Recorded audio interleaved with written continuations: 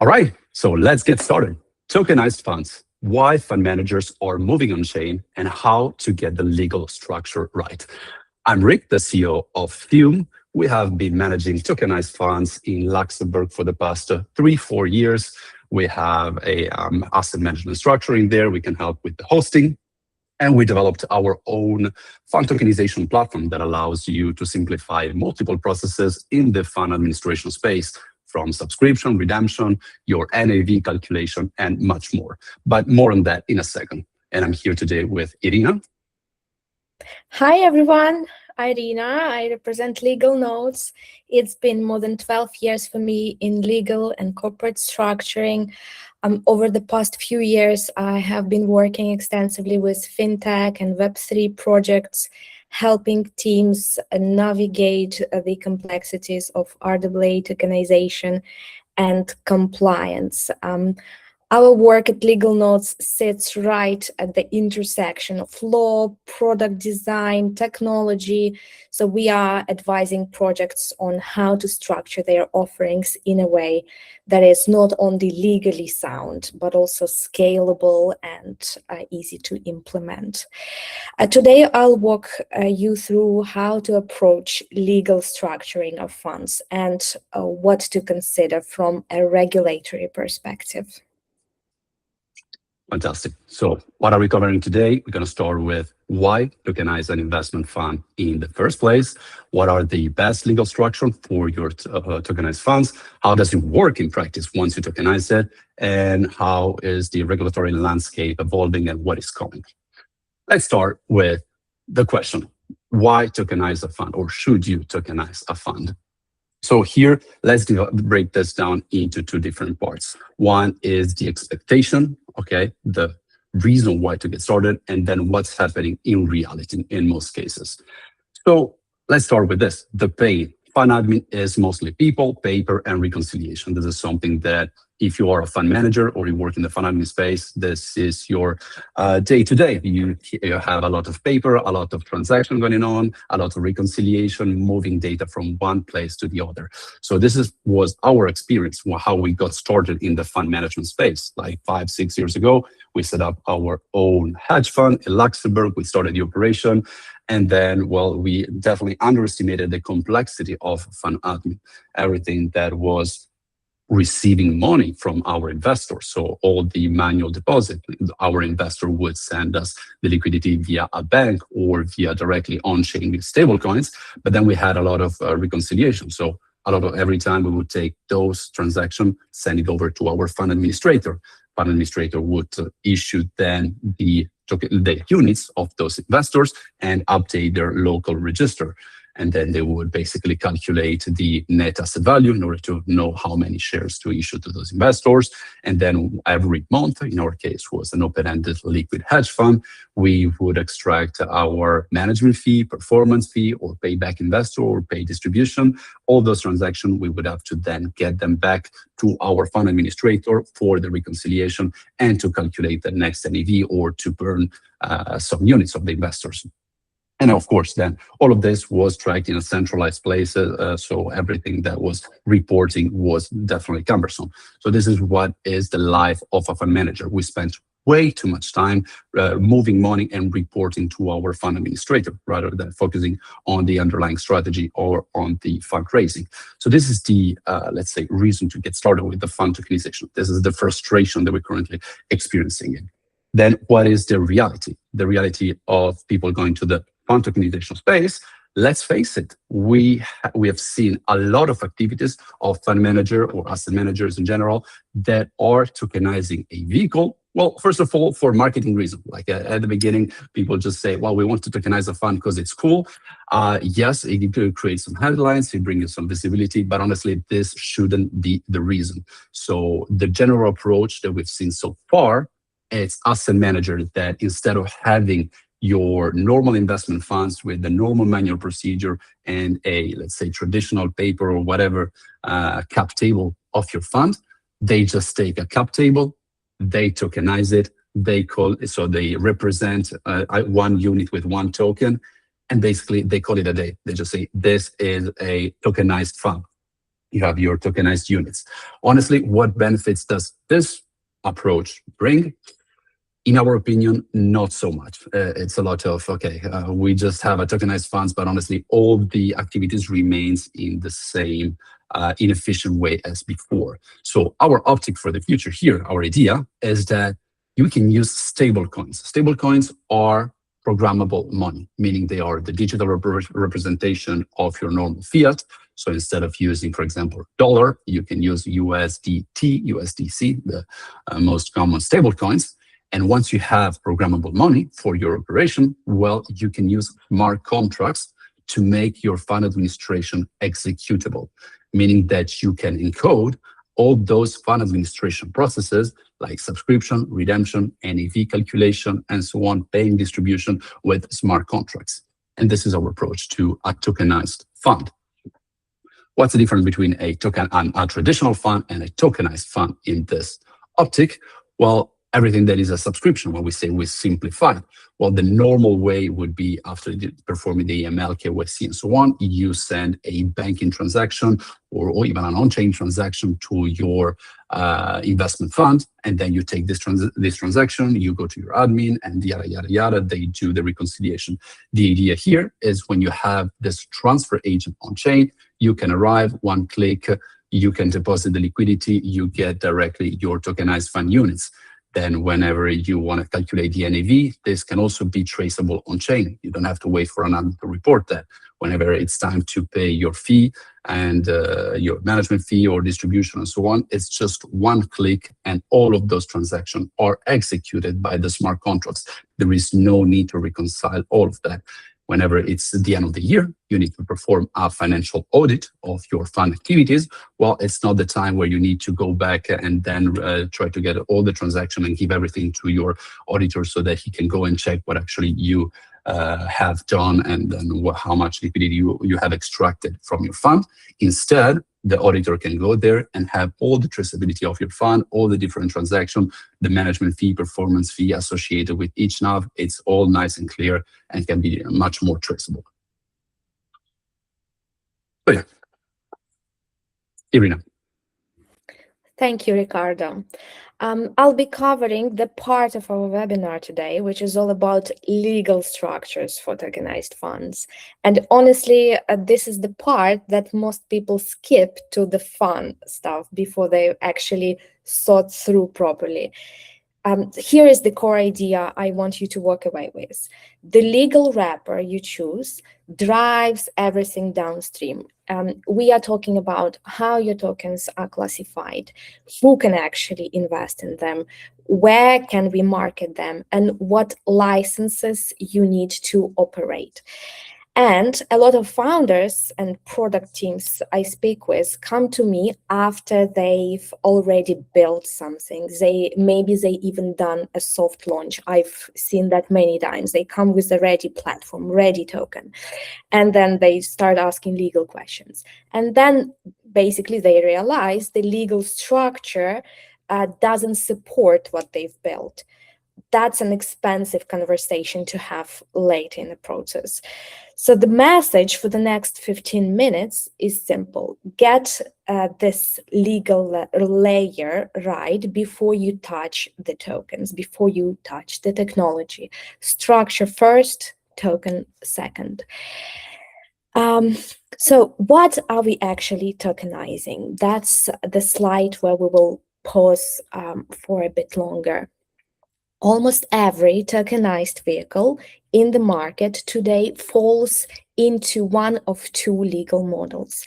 It's either the fund, tokenized fund, or it's a securitization vehicle, special purpose vehicle. Same surface appearance. Investors give you capital, you give them a token that represents value, delivers certain yield, but completely different legal and regulatory DNA. I'd like to start with SPV, with the securitization model, because that's the structure being used for majority of tokenized real-world assets today. That SPV, special purpose vehicle, is a standalone legal entity created for one specific purpose, to hold a defined asset or a pool of related assets and issue securities against it. It's not a fund. The issuer of those securities, of the tokens, doesn't have discretion over what to do with the raised capital. Project's team, in simpler words, doesn't decide where to invest post factum after they've raised capital. The asset is fixed, the terms are fixed, the investors are getting economic exposure to that specific thing.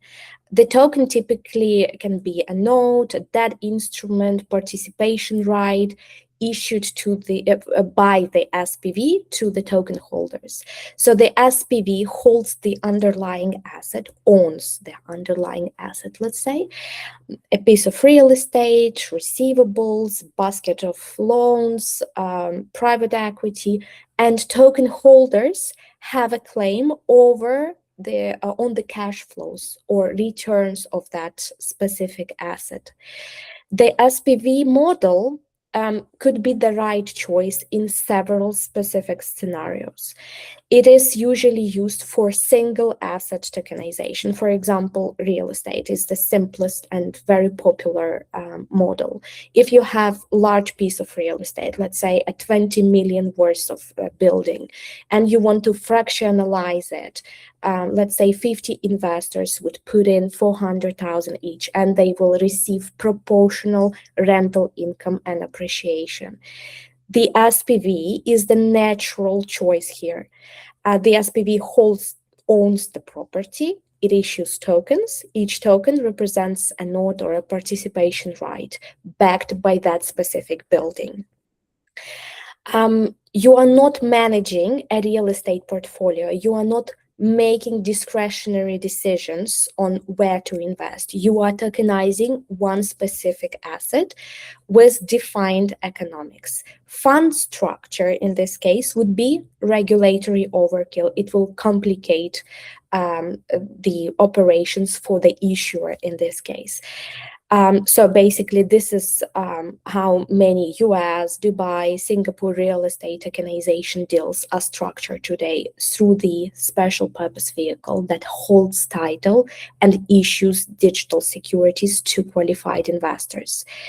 It is also very popular for trade finance and receivables, private credit, infrastructure, energy project finance. The SPV models offer speed. It's much faster setup. No alternative investment fund manager licensing needed. With the right jurisdiction and with the planned investor eligibility criteria, you can be operational in, let's say, 2 to 6 months, rather than 8 to 24 months in case of a fund. By the way, we have a solution together with Fume that can shorten these timelines to weeks rather than months, and you can get in touch with us to deep dive for a deep dive into your specific case. Now, SPV model, you are typically operating under prospectus rules or private placement exemptions. So basically, securities law is going to be applicable in any of those two models. Significant, but not the same weight as full fund authorization. SPV is an asset-specific clarity. So basically, investors know exactly what they own. It's not a portfolio, and investors are not completely passive like in the fund. And it also offers flexibility in structuring. So we have senior, junior tranches, different return profiles, maturities. SPVs can be structured to match various capital structure requirements. Now, This is very important, and that's where it gets interesting. The SPV model is powerful, but only when the economic reality matches the legal structure. So if you just call it an SPV, but it actually behaves as a fund, regulators will see through and they will analyze the actual substance, the actual token functionality, and the economic set of rights of token holders. So basically, that's the most common consequential mistake in this space, to call it an SPV, but actually run an unregistered, unregulated fund. Now, fund model. When is it a right answer? There are a couple of scenarios where fund model isn't optional, it's actually required. And the most vivid example would be the actively managed multi-asset strategies. If your strategy involves investment, manager making ongoing decisions on where to invest, rebalancing portfolio of assets, rotating between different RWA categories, exercising discretion over capital allocation in general. You are running a fund. The legal wrapper must reflect that reality. If your primary investor base is institutional capital, we're talking pension funds, insurance companies, fund of funds, you need a properly structured alternative investment fund with a fund management layer, compliance structure. These investors operate under their own regulatory mandates that restrict or complicate investments in non-regulated vehicles. Additionally, if we are talking EU terms, a Luxembourg alternative investment fund with a licensed alternative investment fund manager can be passported to all 27 EU member states. Basically, that's a strength of European jurisdiction, but there are also alternative jurisdictions, of course, and we will be talking about this down the line today. So an SPV issuing notes has no equivalent automatic passporting across the EU. And if this EU institutional distribution at scale is a goal, or if retail access is a goal, then you need to look at the fund structure. Now, in terms of the retail investors in more detail, when you almost certainly need that retail access, the non-qualified, regular, small-ticket investors, there is a framework called UCITS in the EU, which is undertakings for collective investment in transferable securities. Well, regulators made it sound so complicated to scare away all unexperienced folks. Structure this as UCITS if this retail segment is your core focus. Of course, this will heavily depend on the asset class. So the bar for retail access is significantly higher in terms of regulation, more stringent risk management, prospectus requirements, leverage limits, but it's the only pathway for a genuinely broad investor base within that regulated framework. And of course, as I mentioned, if the economic reality is already a fund, you cannot just run away from that reality.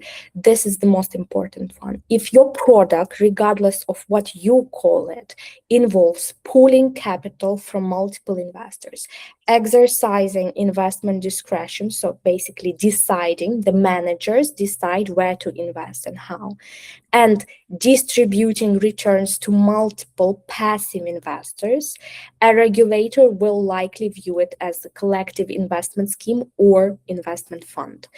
So the legal label doesn't change the economic substance.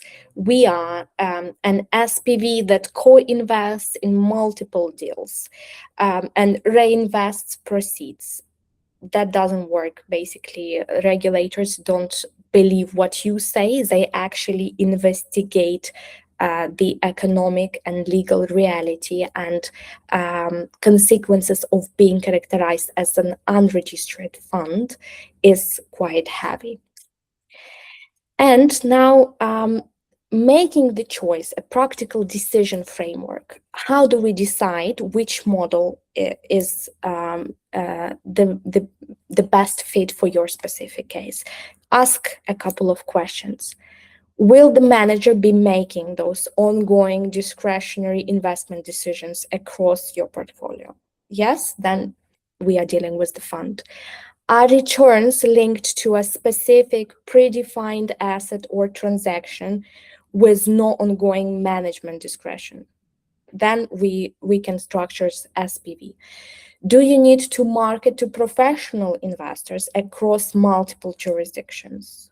Then maybe the fund would be a better choice. Do you need retail investor access? Then again, it's just best to look at regulated fund structures that allow this retail participation. And if you are still unsure after that, default to more structure than less. Regulators are not sympathetic to, we thought it was an SPV, when the product clearly behaves like a fund. And we would really appreciate if you can let us know in the comments which one of those two models you think fits your specific case. Now, in terms of downstream consequences, so why does this choice matter so much? Let me give you 4 concrete downstream consequences of getting the structure wrong or right. So basically, first one is the securities classification. The legal nature of your token determines which regulatory regime applies to it. Is it a security, a unit in a collective investment scheme, a financial instrument, or is it something entirely new and revolutionary? Getting this classification wrong isn't just a compliance headache, it creates enforcement risk. Regulators across US, EU, UK, strictly regulated Asian markets, increasingly in the Gulf region, are actively looking at tokenized products, as Ricardo mentioned. It's a hype at the moment. And many projects are tokenizing because they want to, bite a slice of that hype. If your token looks like a fund unit, but you are structured it as something else, that's a conversation you don't want to be having after launch, and especially with large professional institutional investors. They'll be doing their due diligence and asking those uncomfortable questions. Now, second would be licensing requirements, and that surprises a lot of people. Truly unregulated tokenization is very rare. If you are running a fund structure, you need alternative investment fund managers, properly licensed fund managers. If you are issuing structured products, you may need prospectus approval, especially for retail market segment from local financial regulator. And if you are operating a crypto asset service, trading, custody, advisory, you might need CASP or VASP status. So the licensing landscape has changed significantly in the last 2 years. And the approach will figure out the regulatory piece later is not a viable strategy anymore, because we have that regulatory clarity and active enforcement actions already. In terms of the third consequence, the investor eligibility, this is the first and most important question that I ask all the project founders. Who are your investors and where are they? Which jurisdiction do they sit in? Retail access to tokenized fund products remain tightly restricted in most jurisdictions, or there are specific structures developed for retail segment. There are professional investor thresholds, minimum subscription amounts, suitability requirements, and these differ by structure. If your business model depends on reaching retail investors, that's a fundamental product design question, not just a compliance checkbox. You need to know upfront whether your chosen structure even allows that retail access, and if those timelines for prospectus authorization are even acceptable to you, and the costs, of course. The fourth consequence is the marketing restrictions. And again, this is the one that catches a lot of people off guard. Cross-border marketing of investment products is highly regulated. You can't just post something on LinkedIn or your website and assume you can reach investors in multiple countries. If you are marketing an alternative investment fund, you need either alternative investment fund manager passporting, which requires the fund to be established in a qualified jurisdiction, or you need to comply with strict private placement rules in each target market. It's not automatic and it's not trivial to set up. That's where it gets interesting. These four consequences are all connected. The structure you choose locks in your answers to all four questions simultaneously. I think now we can move to the topic of where do tokenized funds get built. We just highlighted here four very popular jurisdictions with a highlight to the golden standard for this sector, which is Luxembourg. If we are building an institutional grade product targeting European investors, Luxembourg is hard to beat. It's the largest fund domicile in Europe. The local financial regulator has been genuinely very proactive on digital assets. The DLT law in its fourth iteration is in action, and it specifically enables tokenized fund units. You can now issue fund units on a distributed ledger with full legal certainty in Luxembourg, and that's significant, and that's what institutional capital, large capital needs.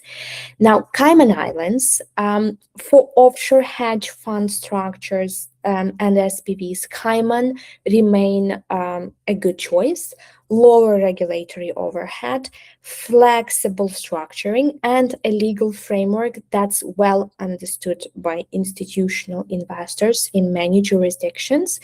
It's not the jurisdiction for retail access, but for sophisticated investor products is still where most of the action is. It's also a very popular jurisdiction in general for Web3 projects, not just those that are tokenizing, but even the infrastructure, layer 1, layer 2 projects.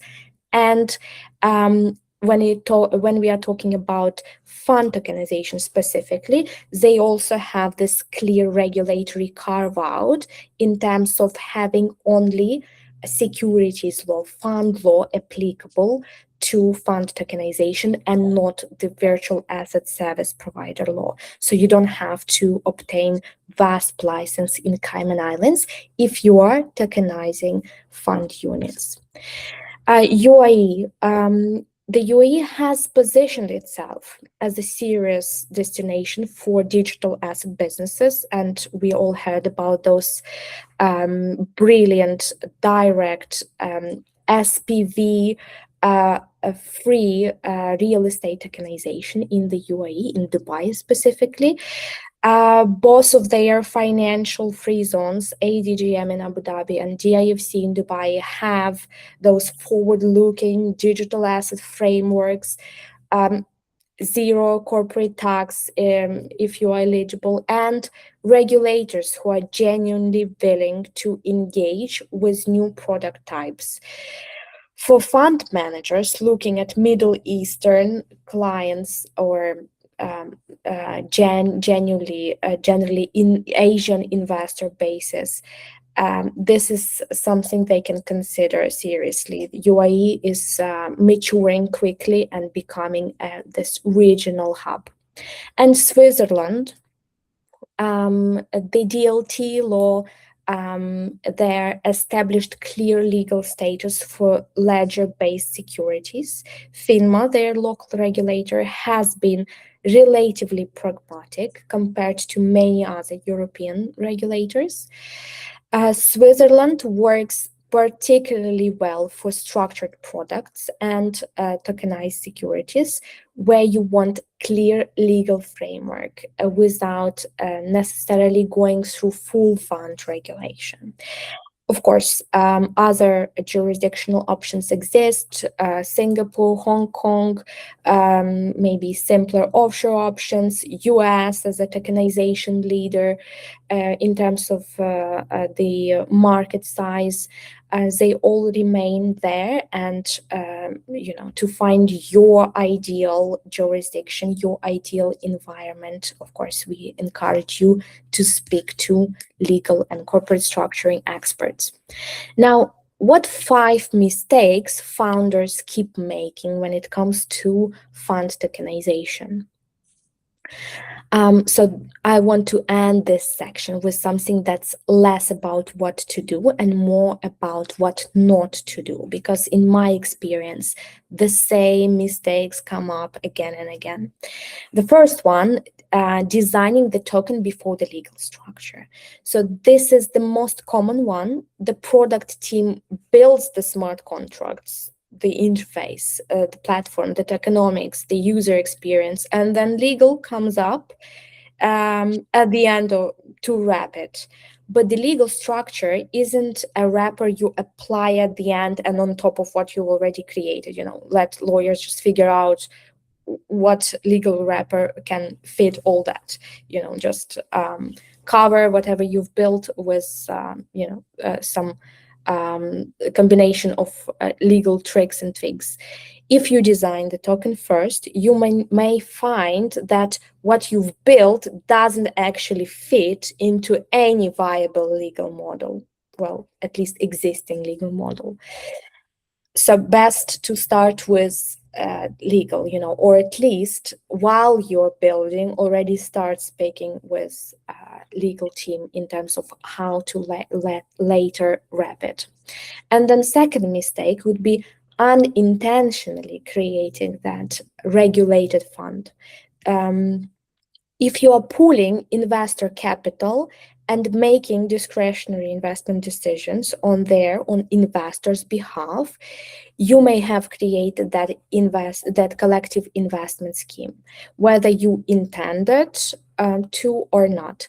So we are just doing a co-investment through the SPV, as I mentioned, is a sentence that I often hear, but it's not always accurate from a regulatory standpoint. And, of course, it's up to you, up to your own risk appetite, but we advise against those, gray area, unregulated offerings, because that may have serious financial and criminal charge consequences.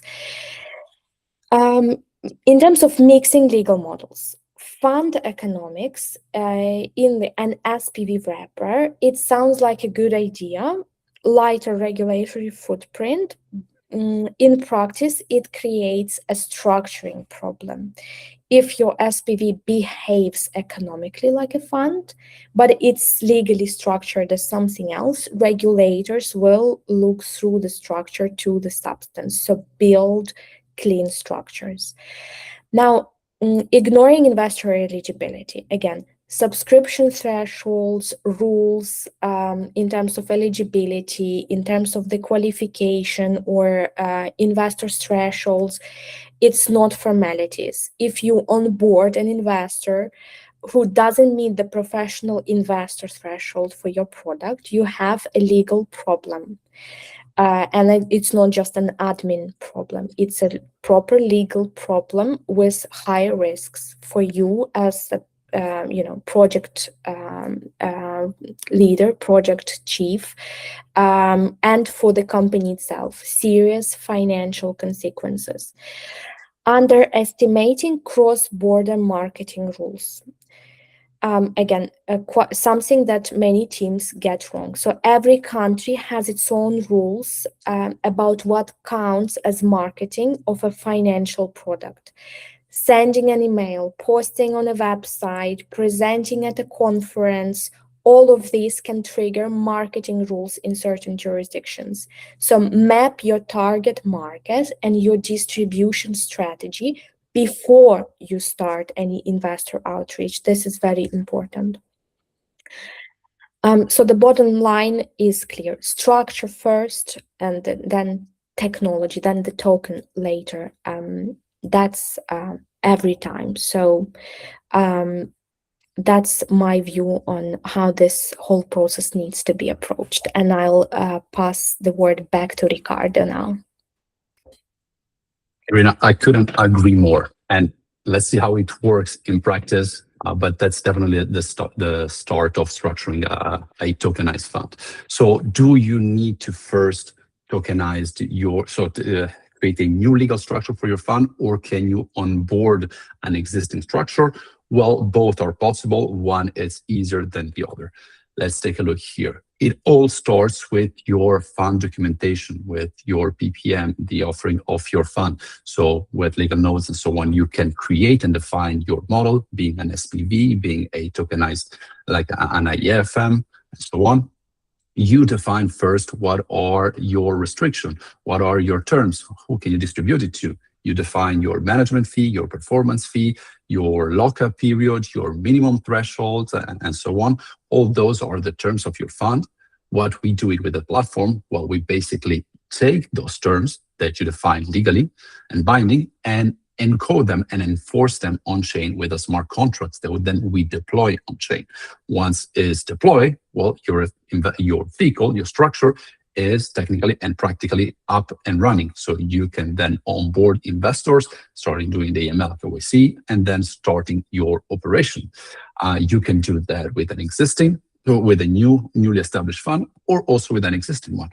With an existing one, you want to make sure about the transferability, but this is the whole point. The tokenized fund structure has to respect what your legal requirements are and not the other way around. That's the reality of it. So what happens once you're up and running? What are the things that actually would change in there? We have the three components in here. The first one is having this on-chain transfer agent. When you have an on-chain transfer agent that is responsible to maintaining a shareholder register, it's essentially a smart contract that behaves like a transfer agent, but it's not a financial intermediary. Meaning that your investor, after performing the compliance part, they can arrive with their own wallet, for example. They can simply connect the wallet and then accept to subscribe into their fund. The important thing here is that you don't want them to define where to send the money, how much money exactly. If you have something else in your documentation, for example, you want to force them to subscribe more than a certain amount. You don't want to just tell them, oh, well, you can deposit here. No. You have a rule that you cannot accept less than 100,000. Well, you want to make sure that investor can only deposit more than this amount. So the idea here is also you want to accept from only whitelisted wallets. You want to check the origin of funds. When operating on chain, it can be trickier if you expose your address, because then everybody can just go there and deposit any liquidity from any wallet with unverified sources. So the idea is you allow a very clear you enforce a clear rule with your investment fund. You check the wallet first, and then only those whitelisted wallets can arrive, can connect and deposit with the right amount, on the right network, on the right currency that you predefine, and so on. So everything is transferred properly directly to the fund custody solution, and those investors would receive tokenized fund units. This is the task for this on-chain transfer agent. Then when the operation is running, you have this NAV calculation that happens on chain. So if you work with the fund administrator, they are the ones responsible for the valuation of the assets, evaluating what is the total asset under administration or under management of your vehicle, in order to strike this NAV, so that you can compute the management fee, performance fee, or if you need to pay back an investor, you have the precise amount on how much to pay back, and any other liability of a fund. So this is important, because then when you have the liabilities of your fund, I keep saying fund, but actually collecting investment scheme, vehicle, or any kind of structure, depending on what is the strategy below. Once you have the liabilities that are tracked on-chain, well, you can have an on-chain paying agent, meaning that all the payouts can be executed directly through a set of smart contracts. Let's imagine that a fund, or whatever your vehicle, at a given point in time, you need to pay back two redeeming investors. You need to take out the exit fees. You need to take out the management fee, performance fee, or you have hundreds of investors and you need to pay a distribution, daily yield for your money market fund, or quarterly liquidity for whatever strategy you have. All of those liabilities are tracked on chain. You as an asset manager, you just send one transaction to your custody solution, your bank, custodian, broker, whatever, to the smart contract.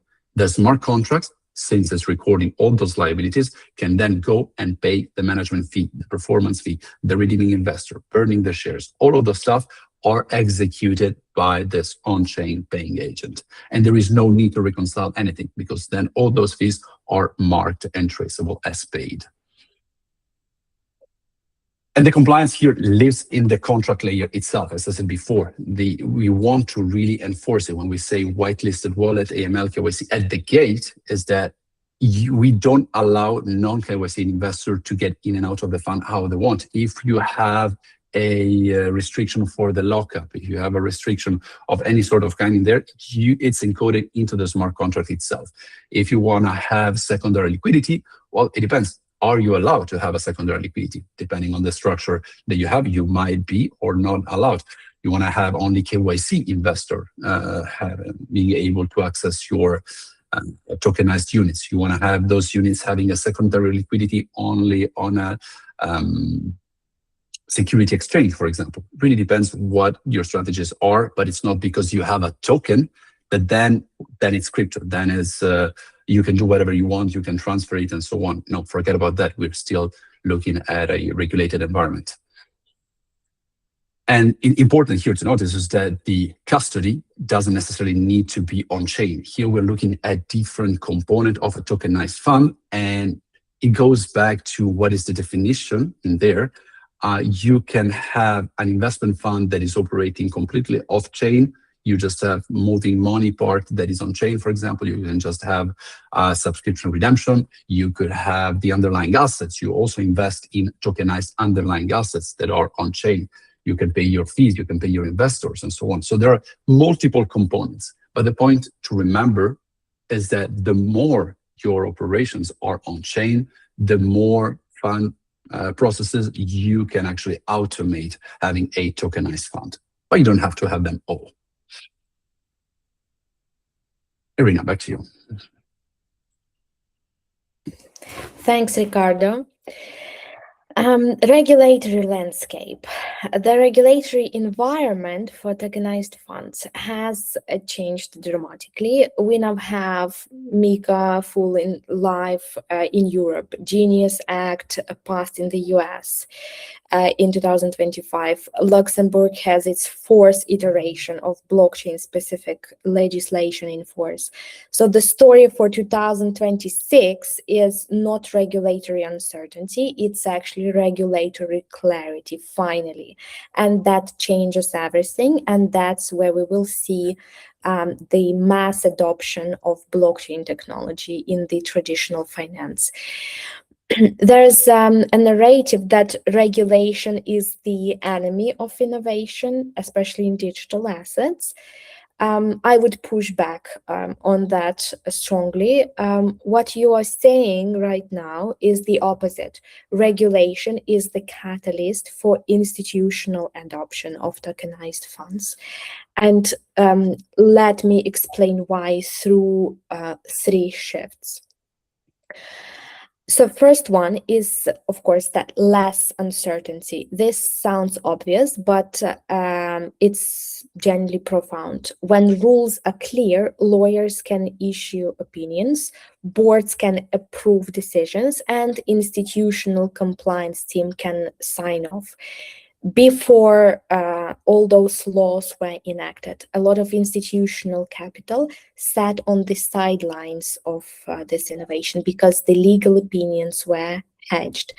Clear rules reduced execution risk for both issuers of fund units, of tokenized securities, and investors, of course. The existence of every financial regulator is explained by the necessity of protecting those investors, right? So all the regulations are introduced in order to protect investors and protect the market as the whole.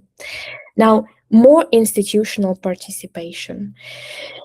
Regulated frameworks unlock capital that simply couldn't touch this asset class before. As I mentioned, pension funds, insurance companies, bank, treasury departments, these are governed by strict investment mandates. If a product doesn't sit within a recognized regulatory framework, they can't invest in it. Full stop. And while we have this transition of Web3 technology from experimental mode to a properly regulated financial infrastructure, financial instruments that unlocks access to this massive capital, massive large institutional investors, strong infrastructure. And it's just not just the rules, it's the regulatory infrastructure.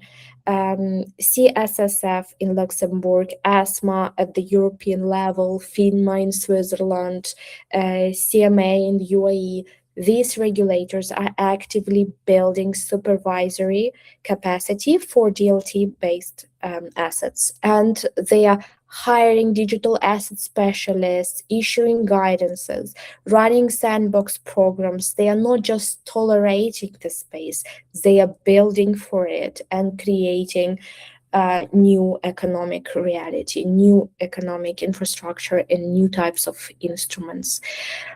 Funds launched in 2026 are the first wave that has both clear rules and mature infrastructure in place from day one.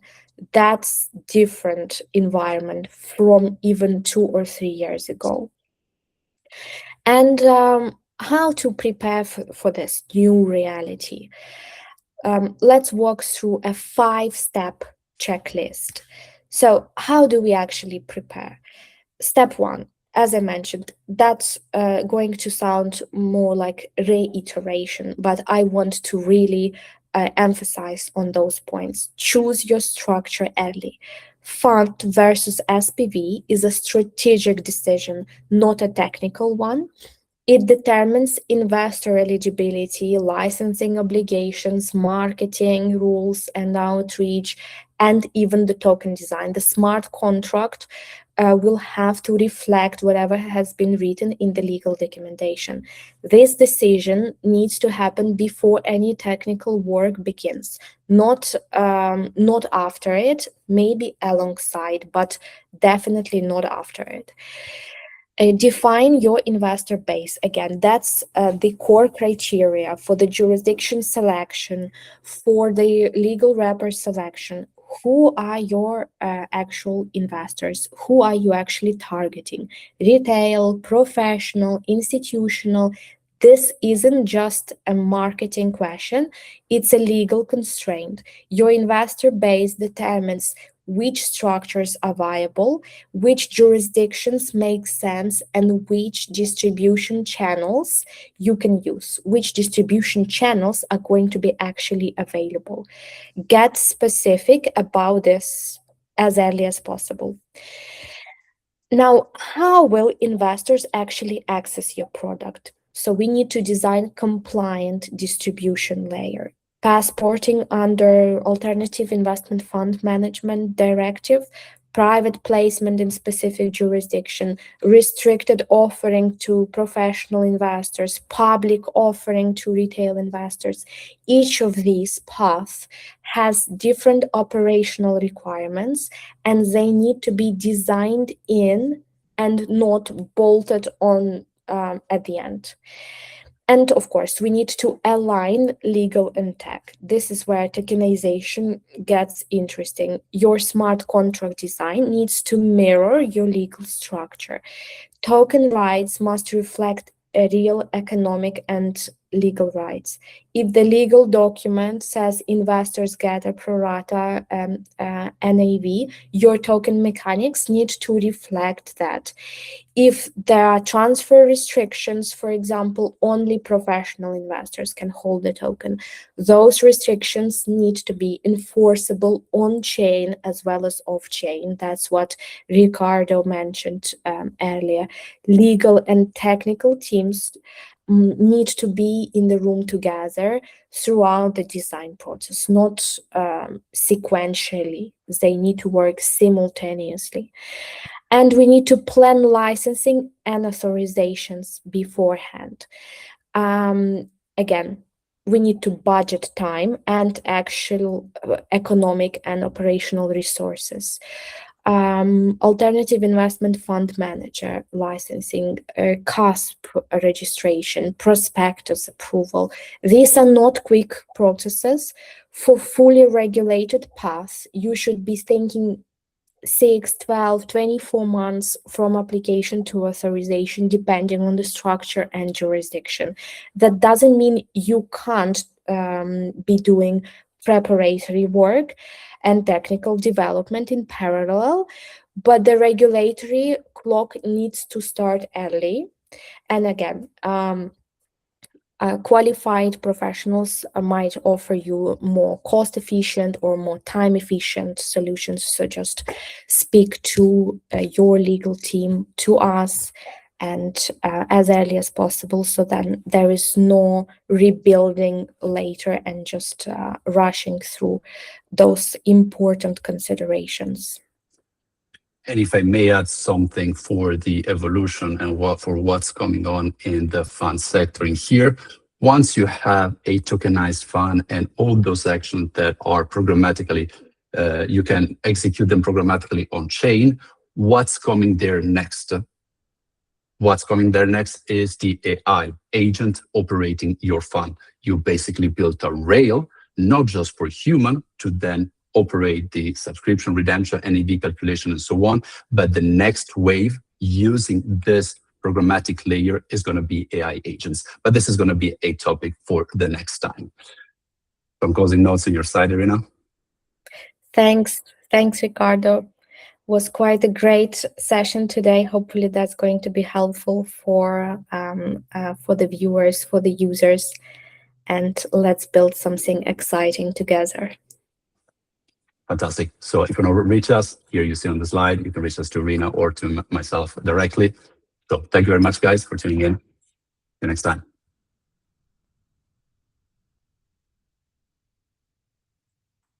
Good. Karina, you can stop the